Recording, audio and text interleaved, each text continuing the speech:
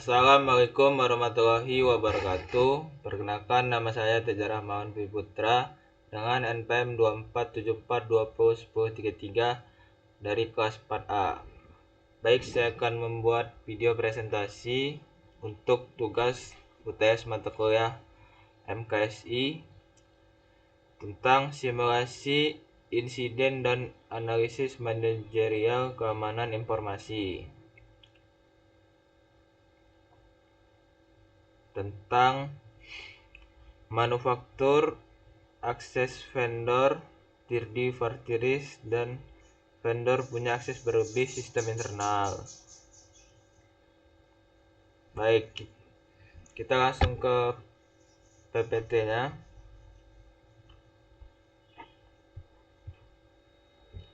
Sistem simulasi insider threat berbasis Django. Studi kasus akses vendor pada perusahaan manufaktur. Pendahuluannya, pengertian insider threat.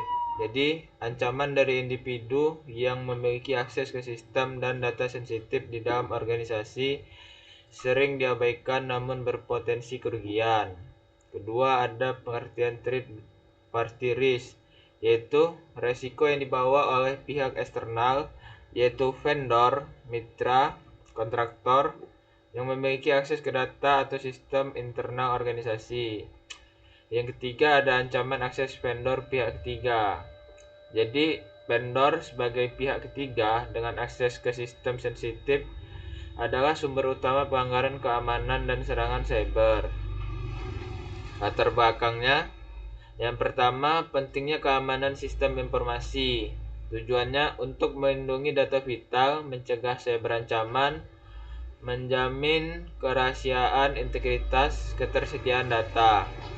Kedua, resiko vendor pihak ketiga, akses vendor ke info sensitif, PI, kekayaan intelektual, kelemahan pihak ketiga, yaitu resiko bagi bisnis. Terus dampaknya pelanggaran keamanan. Yang pertama, ada kerugian finansial, reputasi, operasional, hukum, dan juga ada denda administratif besar, serta hilangnya kekayaan intelektual. Kemudian selanjutnya untuk profil perusahaan dari sektor manufakturnya, mengolah bahan mentah menjadi barang jadi menggunakan peralatan tenaga manusia, mesin, dan proses kimia. Jadi pemasukan utama dari penjualan produk, memiliki persediaan produk siap setengah jadi. Kegiatan utama adalah produksi, memiliki pabrik atau fasilitas khusus, mengandalkan bahan mentah dan teknologi. Yang terakhir, tenaga kerja terlatih dan kontrol kualitas. Pabrik modern. Habis itu, aset data penting perusahaan. Jadi, data adalah landasan keputusan dan strategi, bukan sekedar pelengkap. Jadi, wajib dijaga sebagai aset berharga. Ada transaksi keuangan, penagihan, kemudian pelanggan, CRM, pemasaran, terus ada operasional, inventaris, dan ada pula sistem dan aplikasi, serta database dan login. Perlindungan data maksimal sangat penting untuk mencegah gangguan kinerja bisnis. Kemudian selanjutnya sistem internal perusahaan. Sistem dan prosedur untuk melindungi aset, memastikan kepatuhan dan mencapai tujuan perusahaan secara efisien. Prosedur pengendalian, pengawasan dan penilaian risiko, lingkungan pengendalian, informasi komunikasi, menjamin efisiensi operasional dan melindungi aset dan keuangan. Kemudian selanjutnya kita masuk ke identifikasi insiden. Jadi di sini kita akan mengenali sumber risiko dan celah keamanan potensial. Yang pertama, satu itu ada vendor memiliki akses berlebih. Jadi hak akses vendor yang terlalu luas itu sebenarnya meningkatkan insiden seperti salah konfigurasi, penghapusan, atau pembagian data yang tidak tepat. Kemudian yang kedua ada potensi penyalahgunaan data. Jadi pengumpulan data eksklusif di platform digital itu berpotensi disalahgunakan untuk praktik monopolistik, manipulasi, dan pencurian identitas. Yang terakhir ada celah keamanan sistem internal.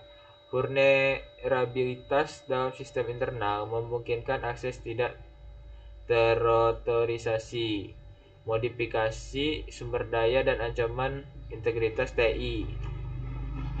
Kemudian untuk kronologi insidennya, angka 1, vendor login sistem internal. Akses kredibilitas sah ke portal internal perusahaan.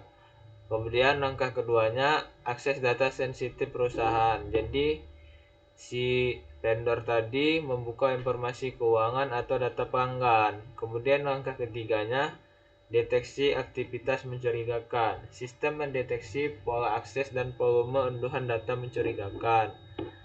Dan untuk jenis serangan yang digunakan biasanya ada dua macam. Yang pertama itu ada resiko pihak ketiga, yaitu resiko dari pihak eksternal, yaitu vendor, mitra, dan penyedia layanan yang memiliki akses ke data atau sistem internal. Keamanan yang lemah pada pihak ketiga meningkatkan kerentanan organisasi.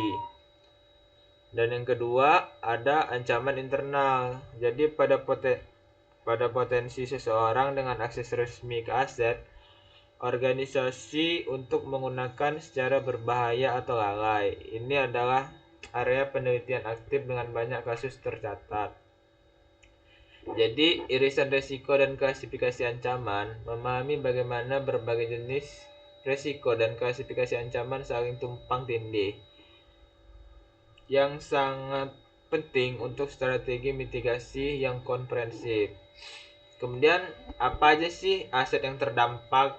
Jadi, untuk aset yang terdampak itu ada sistem internal perusahaan.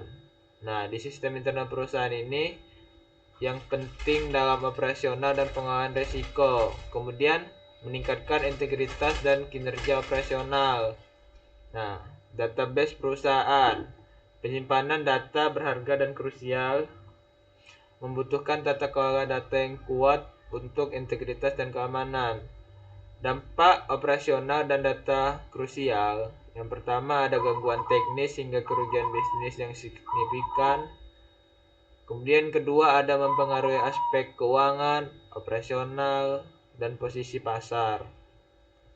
Dan yang terakhir adalah mengancam integritas, keamanan, dan kepatuhan. Selanjutnya ada CI trial terganggu, yaitu fokus konfidensi, kerahasiaan, dan terganggu. Jadi konsep kerahasiaan data yaitu confidentiality ini memastikan bahwa hanya pihak berwenang yang dapat mengakses informasi sensitif ini adalah pihak fundamental dalam keamanan informasi.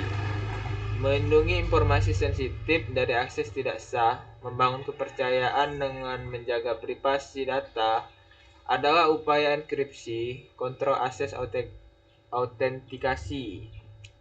Kegagalan melindungi kerahasiaan dapat mengikis kepercayaan klien dan publik, serta berujung pada konsekuensi finansial dan reputasi yang serius. Kemudian untuk dampak dan implementasinya ada, pertama itu yang pasti ada kerugian finansial secara uang dan juga reputasi. Jadi reputasi ini menurunnya kepercayaan klien dan publik. Kemudian ada sengketa hukum dan penghentian kontrak. Setelah itu adanya hilang kepercayaan publik dan efektivitas layanan, kontrol data hilang dan tidak dapat dilacak.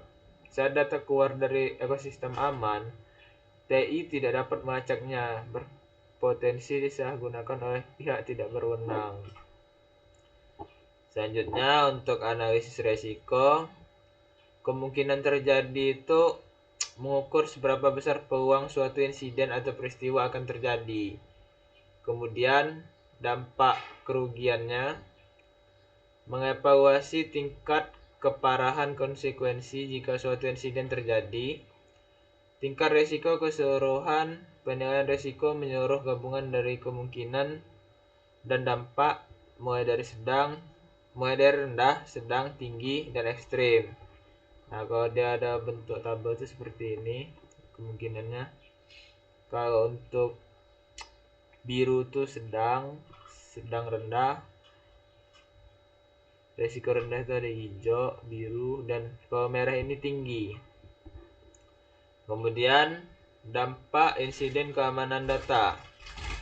Dampak finansial yang pertama itu kerugian signifikan akibat denda, biaya pemulihan sistem, hilangnya pelanggan, dan kejahatan finansial. Kemudian untuk dampak operasional ada interupsi operasional, penurunan produktivitas, ketidakpastian tim, dan peningkatan biaya operasional.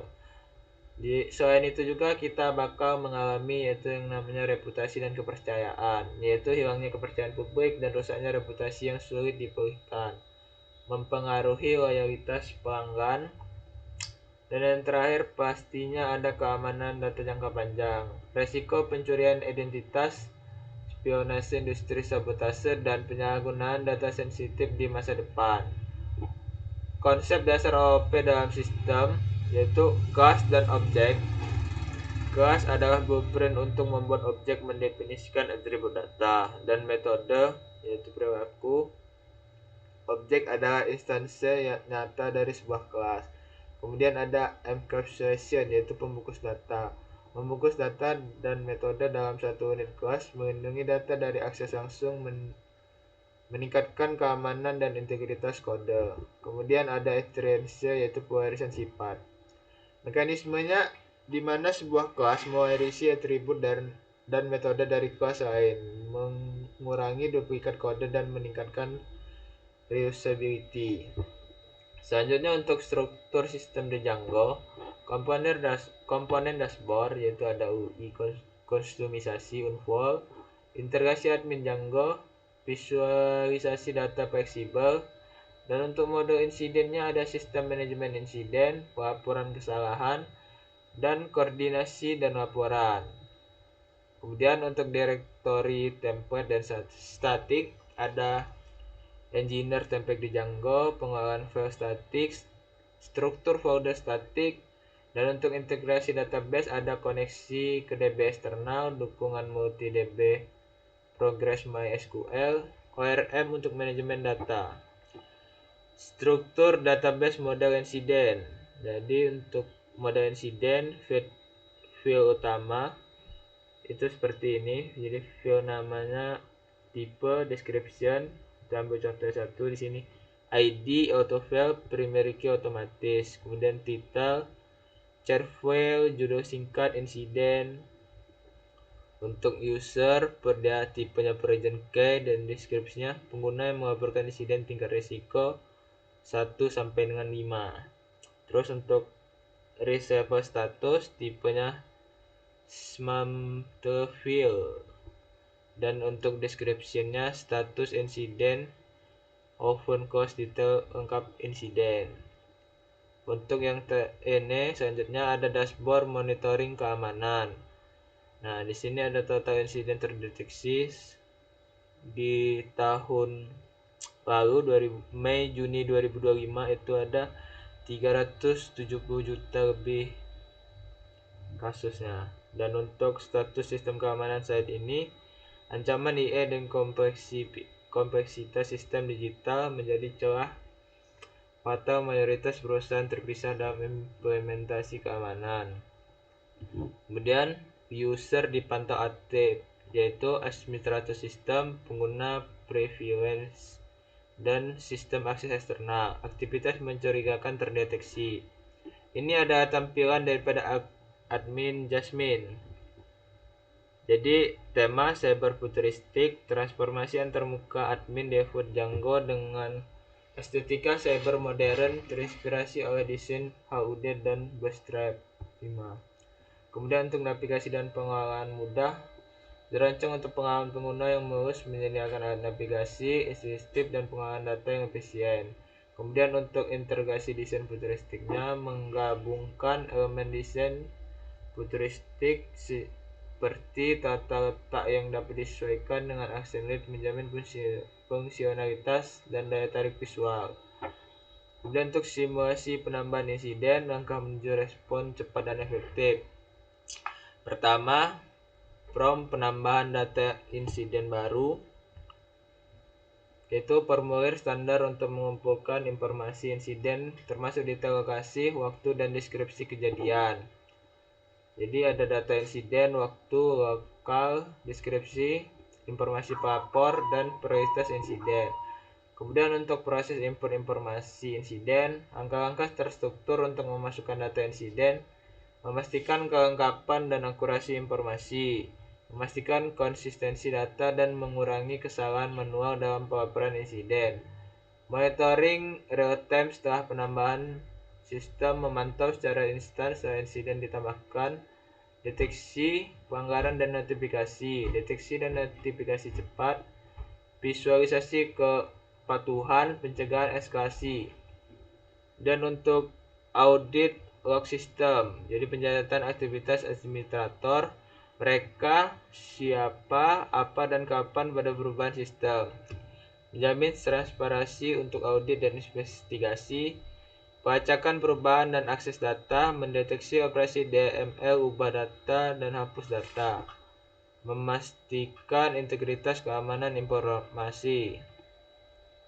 Monitoring aktivitas vendor, mengevaluasi kinerja keamanan, kepatuhan vendor, dan mengelola risiko pihak ketiga proaktif.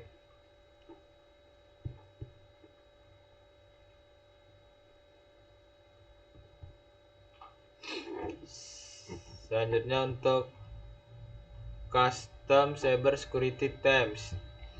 Jadi untuk desain futuristik, premium UI, UX, dan implementasi CSS. Implementasi custom CSS, modifikasi tampilan visual dan tata letak situs web atau aplikasi melalui CSS untuk menyesuaikan warna font dan spasi. Dapat ditambahkan secara global atau per halaman. Desain futuristik dan modern menggabungkan bentuk warna dan teknologi inovatif, menciptakan estetika unik yang menonjol, bentuk modular bulat atau lonjong, pencahayaan LED tersembunyi. Estetika UI dan UX premium menyeimbangkan fungsionalitas daya tarik visual untuk pengalaman penggunaan yang unggul, fokus pada hierarki visual, kesederhanaan, dan fleksibilitas. Kemudian untuk kontrol keamanan adalah serangkaian parameter dan prosedur yang diterapkan untuk melindungi data, infrastruktur, dan aset organisasi dari berbagai risiko. Yang pertama ada kontrol preventif, yaitu dirancang untuk mencegah kesalahan atau risiko sebelum terjadi, meminimalkan, memungkinkan kemunculan masalah dengan mengontrol aktivitas secara proaktif, contoh pembatasan akses. Habis itu selanjutnya ada kontrol detektif, bertujuan untuk mengidentifikasi dan memperingatkan tentang kesalahan, ketidakberesan, atau penipuan yang telah terjadi, bertindak sebagai lini pertahanan kedua, contoh audit log. Yang ketiga ada kontrol korektif, yaitu fokus pada perbaikan setelah masalah terdeteksi, mengoreksi penyebab insiden, dan memulihkan sistem atau data ke kondisi aman, contoh pemulihan data. Selanjutnya rekomendasi manajerial. Penerapan rekomendasi keamanan ini merupakan pendekatan holistik untuk menciptakan lingkungan digital yang tangguh dan aman dari berbagai ancaman. Jadi, kita akan melakukan pembatasan akses vendor, yaitu kontrol akses fisik dan teknis vendor secara ketat, sertakan NDA dan minimalkan ketergantungan. Selanjutnya kita melakukan peningkatan monitoring akses, yaitu pantau aktivitas database, jaringan, dan aplikasi internal secara real time untuk deteksi anomali. Selanjutnya, setelah monitoring, kita akan melakukan proses audit keamanan berkala, yaitu lakukan evaluasi sistem keamanan rutin untuk mengidentifikasi celah dan melindungi data dari ancaman baru. Selanjutnya kita akan melakukan implementasi multifaktor authentication, yaitu terapkan verifikasi identitas berlapis untuk memperkuat keamanan akun pengguna. Yang terakhir kita akan menggunakan sistem login yang robust, yaitu rekam dan analisis kejadian sistem secara terpusat untuk diagnosis dan pembelajaran keamanan. Kelebihan sistem kami yaitu satu, ada antarmuka visual modern dan interaktif, mendukung pengalaman pengguna yang dinamis dan kolaboratif. Yang kedua, ada deteksi dan respon cepat terhadap sistem insiden dengan monitoring data secara berkelanjutan dan real time.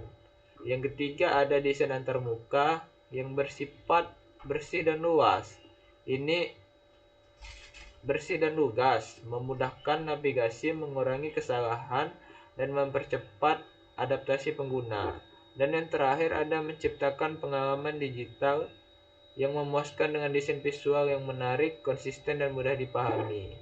Dan untuk kekurangan sistem, ini berbasis simulasi, jadi sistem ini masih dalam tahap pemodelan virtual dan analisis perilaku, belum sepenuhnya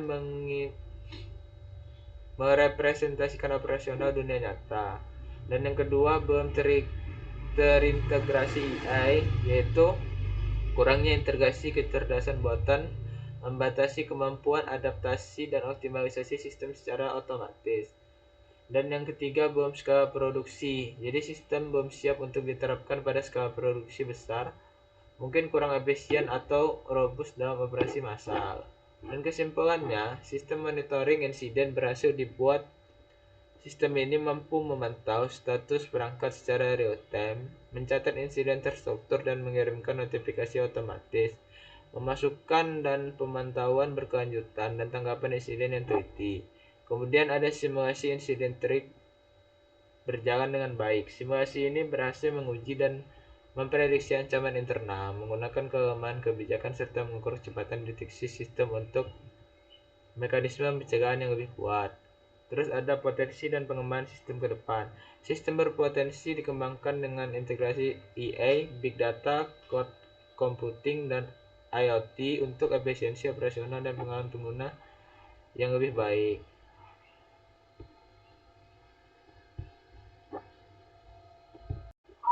Baik, untuk sesi simulasi selanjutnya kita langsung buka terminal. Kita langsung coba jalankan, kita masuk ke folder dulu, dan selanjutnya ketik pnv script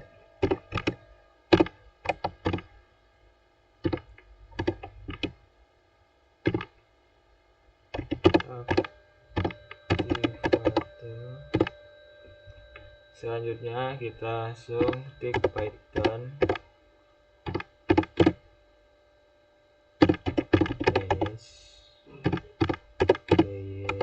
dan server.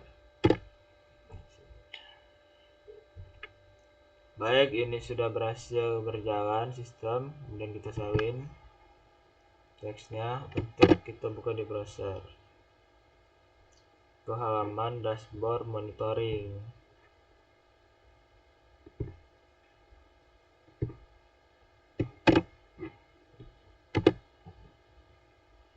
Di halaman dashboardnya kita masuk ke data admin. Kemudian di sini karena data insidennya sudah ada, jadi tidak perlu saya tambahkan ulang. Selanjutnya saya akan keluar dulu, kita akan login ulang akun.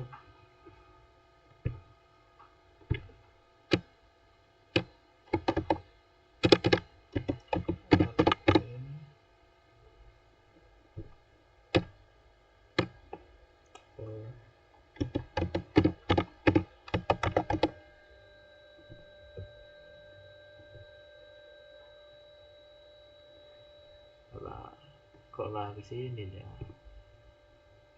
Sebentar.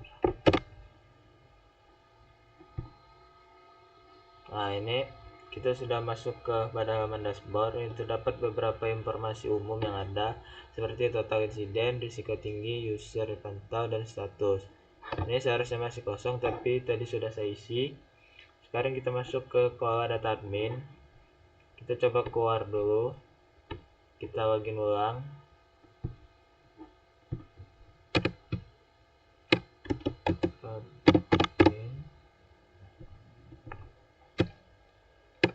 admin 123 kita login.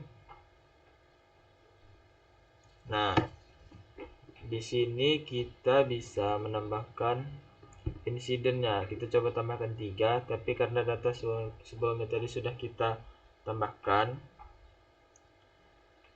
Selanjutnya kita akan langsung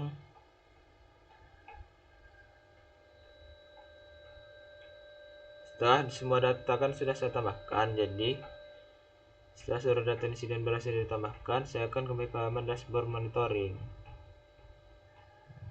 Di dashboard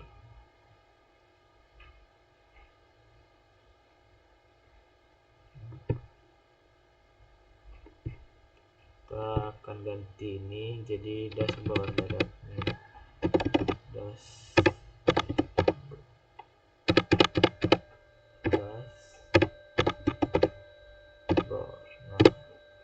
Nah, di sini kan setelah masuk ke halaman dashboard, terlihat bahwa total insiden bertambah secara otomatis setelah kita menambahkan insiden, dan juga dengan level height. Jumlah user yang dipantau juga berubah mengikuti data yang terlibat di dalam insiden. Selain itu, status sistem berubah menjadi waspada karena sistem mendeteksi adanya aktivitas mencurigakan dengan tingkat risiko tinggi. Selanjutnya saya akan membuka audit log.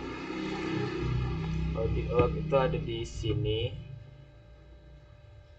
Audit log.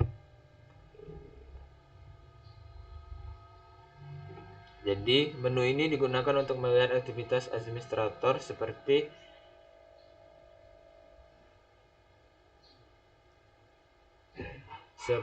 penambahan data dan perubahan data pada sistem. Fitur audit log sangat penting dalam monitoring keamanan karena seluruh aktivitas dapat dicatat dan ditelusuri kembali. Kesimpulannya, sistem ini dapat membantu administrator dalam melakukan monitoring insect threat secara real time melalui dashboard berbasis web. Nah, ini ada data orang loginnya. Jadi admin itu pernah login dari tadi pada jam 1:20 dan jam 1:19, jam 12:09, dan sempat dilakukan di jam 1 malam. Ternyata adminnya pernah login juga pukul 1:49 dini pagi. Ini bukan jam kerja. Nah, ini jadi setiap admin login datanya akan tercatat di sini.